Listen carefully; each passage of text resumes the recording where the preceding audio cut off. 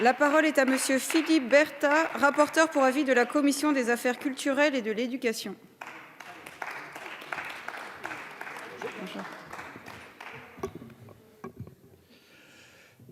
Madame la présidente, madame la ministre, monsieur le président de la commission, mesdames et messieurs les rapporteurs, chers collègues. Le projet de loi de finances pour 2020 prévoit pour le budget de l'enseignement supérieur une amplification de la hausse qui avait déjà marqué les exercices 2018 et 2019. Cumulés, les programmes 150 et 231 voient leur crédit augmenter d'1,8% en autorisation d'engagement et de 1,5% en crédit de paiement. L'effort est particulièrement marqué pour le programme 231 Vie étudiante, dont les crédits augmentent de 2,5%.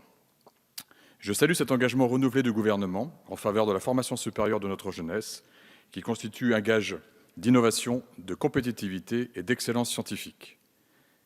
Ces crédits en hausse traduisent la poursuite d'importantes réformes engagées depuis le début de cette législature, dans l'enseignement supérieur, mais également l'ouverture de nouveaux chantiers.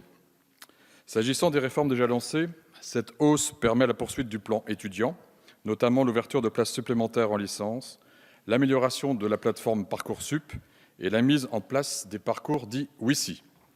Elle participe aussi à la poursuite de la revalorisation des carrières à travers le protocole Parcours professionnel, carrière et rémunération.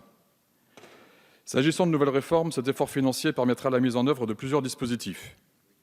Le premier, auquel je pense, est la réforme des études en santé, et en particulier de leur première année, la PACES.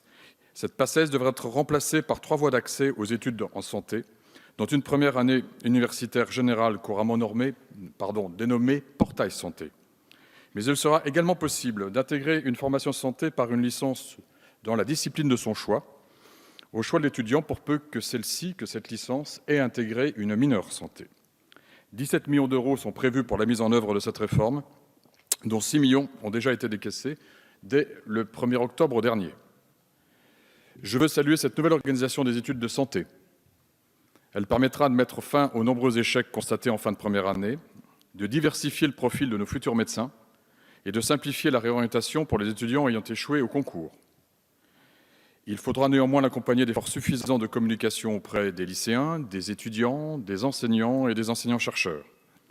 Il conviendra aussi de fournir aux établissements une visibilité suffisante sur les moyens dont ils disposeront pour la mener à bien. Ensuite, ce PLF marque le début de la mise en place d'une certification en langue anglaise pour les étudiants en licence. 3,1 millions d'euros y sont consacrés pour permettre la certification d'environ 38 000 étudiants. Cette certification doit être progressivement étendue à l'ensemble des étudiants d'ici la rentrée 2022. Je me félicite de cette mesure qui apparaît indispensable pour améliorer l'insertion professionnelle des étudiants, à l'international bien sûr, mais aussi en France.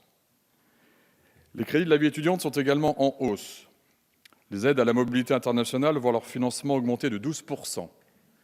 Ces crédits permettent de mettre en œuvre l'engagement du président de la République dans son discours de la Sorbonne, qui avait affirmé que d'ici 2024, la moitié d'une classe d'âge devrait avoir passé 6 mois au moins dans un pays européen avant ses 25 ans.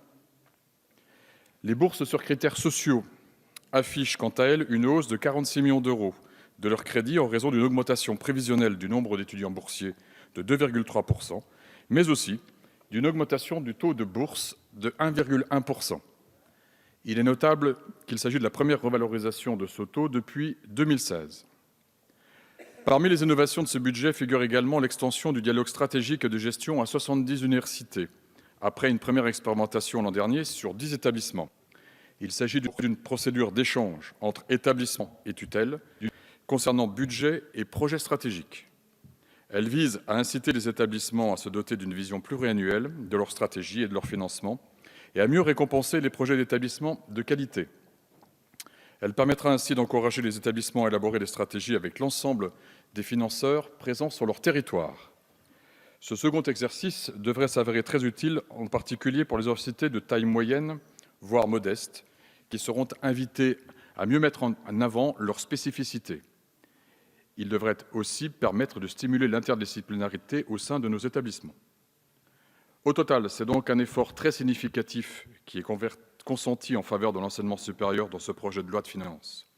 La Commission des affaires culturelles et de l'éducation, qui s'est réunie mercredi dernier, a pris acte de ces progrès en rendant un avis favorable à l'adoption de ces crédits, comme je l'y avais invité et comme je vous invite à nouveau, mes chers collègues, à le faire. Je vous remercie.